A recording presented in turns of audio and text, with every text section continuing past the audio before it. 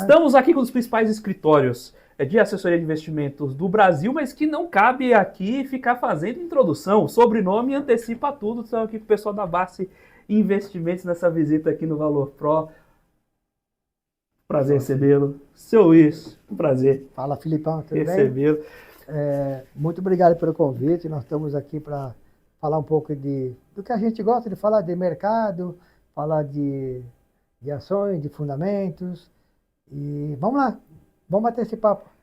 Eu queria até começar aqui, né, falando, pô, a gente tá nessas conversas, nos nossos namoros há um tempo já, né, a gente se encontrou lá na Expo, a gente tem falado desde então, como a gente pode ir produzindo esses conteúdos, levando material para o investidor, né, quem gosta de ganhar dinheiro, né, então se você está assistindo agora, não gosta de ganhar dinheiro, pode pular o vídeo, mas se você gosta, a gente pode estar aqui para conversar um pouquinho, e a gente abriu esse ano com a bolsa rasgando, né?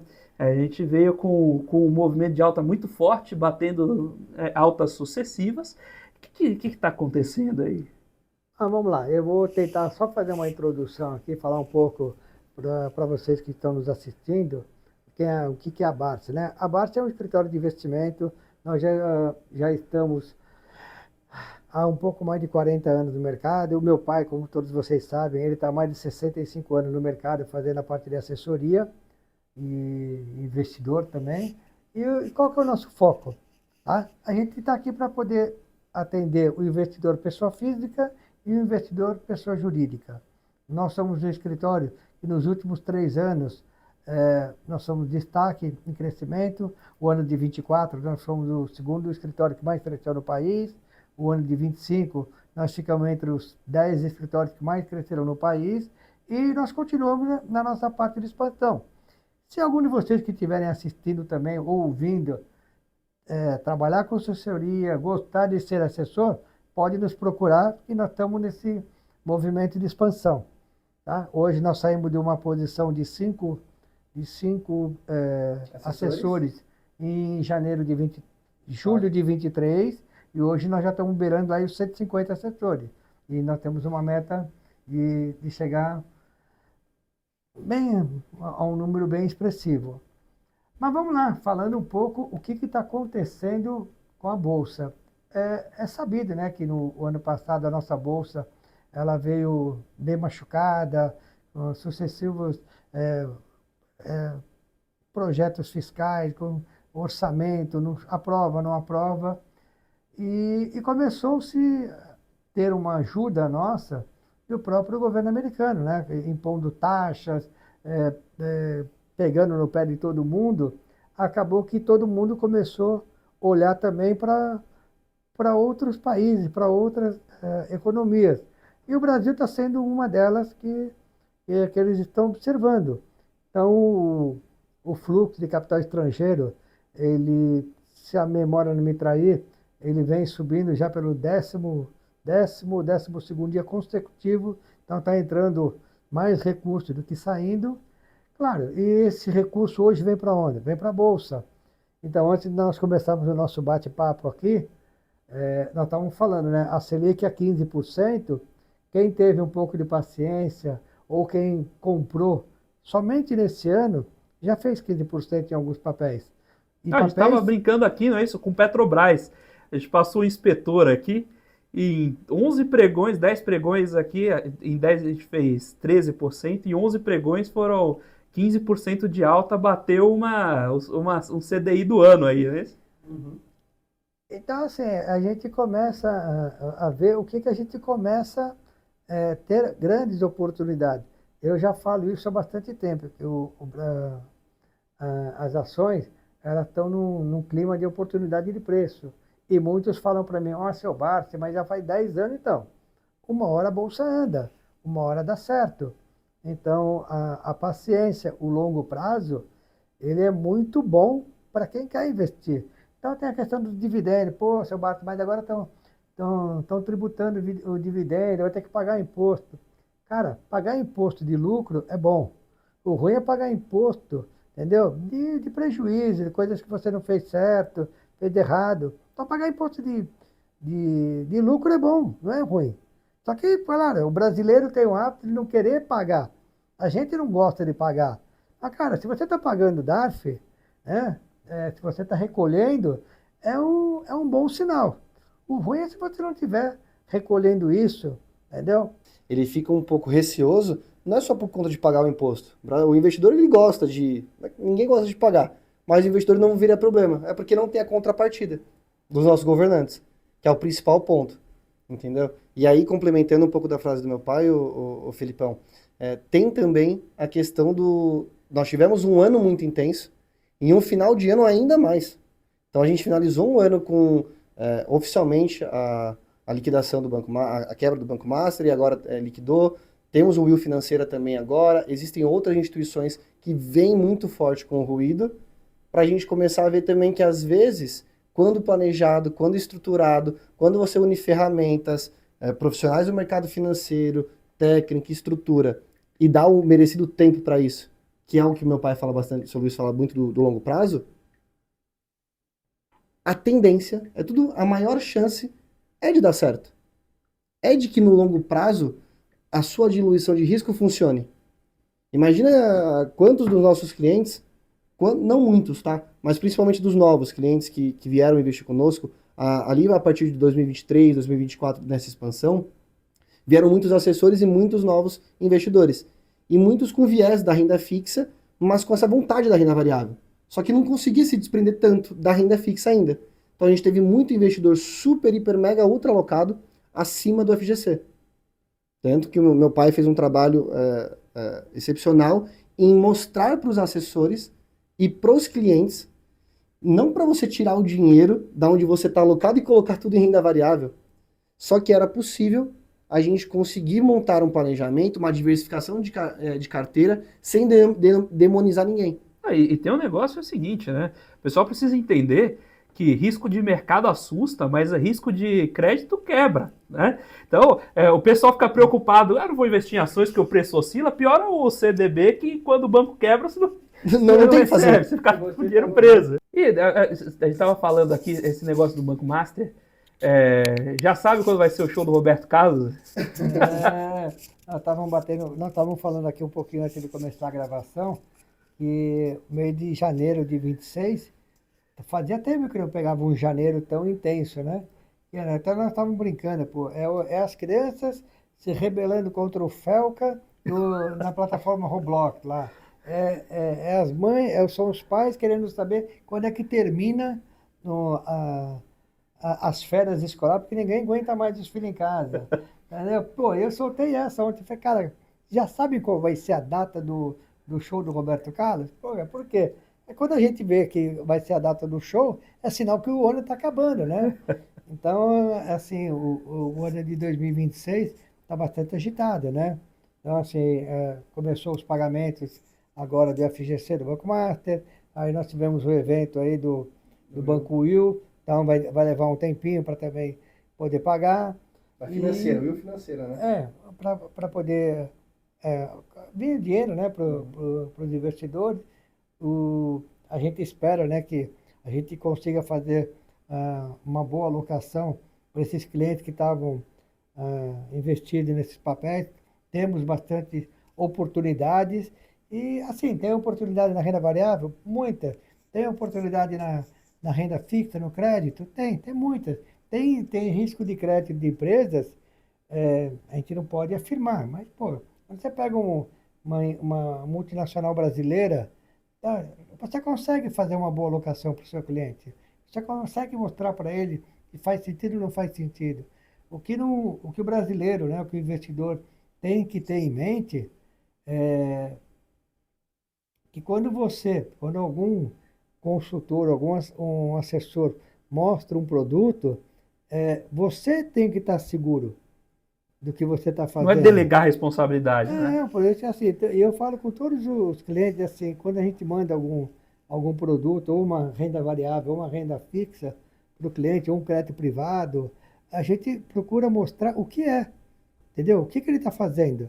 E o poder de decisão é sempre dele. A gente brinca, né, que a última palavra em casa é da minha esposa. No mercado financeiro, a última palavra é do investidor. Ele tem a oportunidade de apertar sim ou não. Ah, Bart, mas tudo que você manda é a prova. Não, onde é que está escrito que tudo que a gente manda, que a gente conversa, você é obrigado a aceitar? Não é. Entendeu? E o bom do mercado é isso. É você estar sempre próximo do seu cliente e do seu investidor. No final do ano passado, tava todo mundo morrendo de medo. Os assessores, gerentes. Meu pai defende muito os assessores e realmente defende tanto que eu virei assessor, né? Gosto muito da profissão, mas muita gente morrendo de medo. O que eu faço? E agora? Sendo super transparente, obviamente a maior tensão poxa, será que o investidor vai pegar esse dinheiro, vai estar com tanto medo que vai querer um outro ativo que vai estar prometendo ou direcionando uma rentabilidade muito grande? E piora a coisa. E piora. Você é a prova do que o Luiz estava falando que o pessoal não sabe mais o que fazer com os filhos em casa. No caso do Luiz, ele levou para trabalhar, não é verdade? Não sou eu e meu irmão, entendeu? Nós estamos no caminho certo. Então, assim, produzir um bom material, produzir um bom planejamento. Então, hoje, o mantra dos escritórios, o que é? É fazer um planejamento financeiro do seu cliente, modelo de servir bem esse cliente, saber o que ele precisa, o que ele não precisa. E nós, graças a Deus, a gente procura mostrar aquilo que faz sentido para o cliente. Tem cliente que gosta do game? Tem. Então, se ele gosta do game, eu tenho meus robôs lá. Mas pensar que tem pouco, não, tem bastante robô lá. O cliente quer uma coisa mais conservadora, a gente tem a carteira de dividendo inteligente, tem a renda fixa, tem uma carteira de renda passiva. Então, assim, você consegue dar soluções. Nós somos geradores de soluções. Vamos só acertar? Cara, nós não vamos só acertar. A gente erra também. A gente faz escolhas, a gente também, não vou falar que a gente é ludibriado, às vezes a gente faz algumas apostas que acabam não sendo legal. E tudo bem. Entendeu? A gente vai tentar ver isso aí, para não errar. Mas a gente tenta fazer um bom trabalho. A gente quer fazer um bom trabalho, a gente vai fazer um bom trabalho. Entendeu? Eu acho que esse é o principal. E tem papéis para a gente possa analisar, sempre estar olhando, né, vendo algumas oportunidades. Então, antes de a gente começar a gravar, teve até um bate-papo, isso é uma frase que meu pai fala há muitos anos. Ninguém puxa mercado para comprar. Fica a dica. Agora, já que você tocou nesse ponto, eu tenho um histórico aí de fazer perguntas difíceis, perguntas chatas. E o sobrenome Barsi é vinculado a dividendos e ações de valor, investimento de longo prazo. E muita gente que olha para dividendos, valor, parte de uma premissa que ação boa não tem preço. Eu vou jogar essa pergunta para você, senhor Luiz Barsi Neto. Ação boa, tem preço ou não tem preço? Tem preço. Tudo tem preço. Tudo tem preço. Todos nós temos um preço. Entendeu? Tem preço, tem o risco que você está disposto a tomar, não está. Tá assim, se você ganhar, se uma ação subir 100, 200, 300%, pode ser que você não venda. Mas tem ações que se subir 5% você vende. Vai depender do risco que você está disposto a tomar. Então, é o que eu falei aqui antes de nós começarmos a bater nosso papo. Às vezes tem uns clientes que aparecem no escritório, eles se julgam um cliente de longo prazo. Ele quer comprar uma ação e vender em 3 minutos. O longo prazo para ele é 3 minutos. Então mudou um pouco o perfil de cada um. Então, assim, aquele investidor que ele vai comprar e guardar, assusta um pouco. Por quê? Porque nós não estamos com uma economia estabilizada. Então, assim, o momento, recentemente saiu o nosso PIB, o PIB veio o dobro que nós estávamos esperando. Aí, veio o dobro, os papéis sobem. Tá, e aí, se o mês que vem vier ruim, o cara vai querer vender tudo. Aí, eu não vendi lá. Então, assim, não tenha medo, não. Eu acho que papel, entendeu? Bolsa, né? Eu falo o seguinte, mercado tem todo dia. Bolsa de segunda a sexta. Cara, sempre vai ter oportunidade. Às vezes o pessoal fala, Barsi, mas a bolsa tá ruim. Eu falei, tá ruim? Tá, mas tá bom. Tudo depende do ponto de vista. E aí eu vou trazer outra pergunta, outra provocação nessa linha. O pessoal olha muito para entrar em bolsa quando está subindo. Dá para ganhar dinheiro com a bolsa caindo? Você faz, você usa os instrumentos que o mercado te oferece. Então você tem derivativos que você consegue te proteger. Então você consegue vender uma put, comprar uma call, vender uma call coberta, sem se alavancar, sem risco nenhum. Então, assim, o mercado ele é um celeiro de oportunidades. Mas de você procurar as pessoas certas para que possa te auxiliar com isso. É assim, não dá para a gente, os assessores, com as pessoas, saberem de tudo. Mas a gente procura, na medida do possível, orientar para saber o esteja de cada um. E você trouxe um ponto anteriormente também, a questão da tributação de dividendos. Como isso se mexe no investimento em ações? Cara, é o que eu falei lá, você vai ter que pagar imposto, vai ter a DARF, não vai ter jeito. Não deveria ter, mas já que tem, Não, você paga e segue a vida. Enquanto tiver, é por isso que a gente tem que torcer nas próximas eleições, venham pessoas que, não vou falar pró-mercado, entendeu? Pessoas que entendam o mercado de valores. Porque já teve isso daí no passado, de tributação de dividendo. Aí depois passou um tempo, caiu. Aí estão voltando de novo. Por quê? O governo atual, a gente vê que ele é uma máquina de gastar. Então ele precisa arrumar receitas em todos os lugares. Então, aonde ele puder se apropriar de uma receita, ele vai se apropriar. Então ele quer taxar tudo. Então, assim, enquanto eu estiver lá, a gente vai contornando também. Maravilha. Ó, pessoal, a ideia aqui é ter esse overview, a gente vai gravar muitos conteúdos, espero que isso aqui seja o começo. O pessoal aqui já deu uma volta na editora, foi lá na Redação do Valor, CBN. Espero que seja o começo de uma parceria muito longeva. Agora, eu vou aproveitar nesse encerramento, vou fazer uma inversão do bate-bola. Agora eu quero ouvir o depoimento do filho. Uhum. Como é que é trabalhar, continuar esse legado? É um prazer, primeiramente, obrigado pelo convite. A editora aqui, todos os andares, toda a estrutura é muito linda. Muito bacana ver como que são as gravações, como a gente vê literalmente na TV, como que funciona no dia a dia mesmo, as técnicas utilizadas para passar todo o conteúdo e toda a informação de alto valor, que vocês têm. E para mim foi uma descoberta, né? Quando a gente fala de mercado financeiro, inicialmente eu sou brevemente formado em técnica e meio ambiente, amo os animais e a floresta, tudo nada a ver. Fiz meio ambiente, queria fazer geografia, fiz meio ambiente, fiz publicidade e propaganda, queria ser professor, porque minha mãe é professora e das melhores na minha visão, e uma das melhores vendedoras também que a gente conhece, quando a gente fala de vender ideias. Então eu puxei muito essa parte pessoal da minha mãe, e meu pai me mostrou o mercado financeiro. Não que ele mostrou, né? Ele sempre ensinou. Então educação financeira, organização financeira, para nós é normal. Então é normal eu entender o valor de escolher uma cerveja um pouco mais cara e uma mais barata, dependendo do momento, porque a gente está comprando ação. A gente, Murilo, com 7 anos, 8 anos, 9 anos, 10 anos, 11, 12, 13, 14. Mas eu não tinha dinheiro, eu não tinha ação, mas a família, é como a gente vai seguindo. E aí, eu fui entender em 2020, na pandemia, o que realmente esse agente, nós, que meu pai tanto falava para nós, era no dia a dia do mercado financeiro, de um planejamento familiar.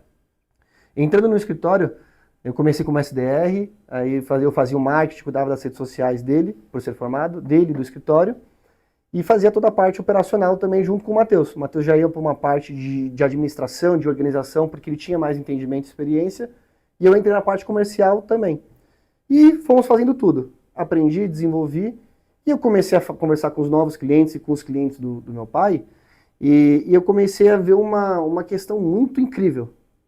Eu falava com um senhor de 90 anos, aí o filho dele, de 75, 65, com a neta, de 30 e poucos, com o bisneto, que tá com 8, 9 anos, e você fala, porque já tem uma família inteira sendo gerida. Nesse grupo familiar, nesse contexto geral, por que me agradou muito a assessoria de investimentos?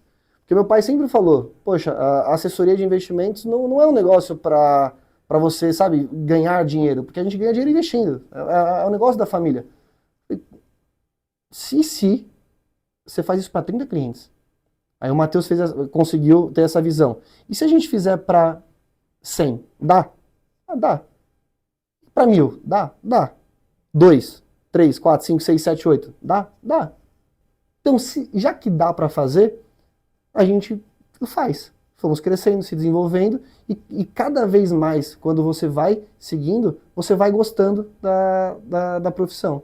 Fiz, gostei, me apaixonei, e resumidamente, o mercado é sobre transmissão não vou falar de responsabilidade, mas de legado. A pergunta que você fez, a ação tem preço?